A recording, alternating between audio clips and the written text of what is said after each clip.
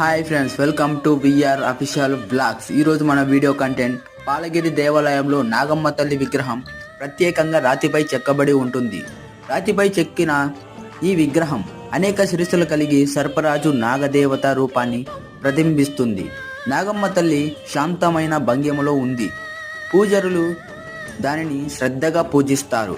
సర్పదోషం నివారణకు భక్తులు నాగమ్మ తల్లిని ఆరాధిస్తారు. నమ్మకం ప్రకారం నాగదేవతకు పూజిస్తే కుటుంబానికి శ్రేయస్సు మరియు శాంతి చేకూరుతుందని విశ్వసిస్తారు.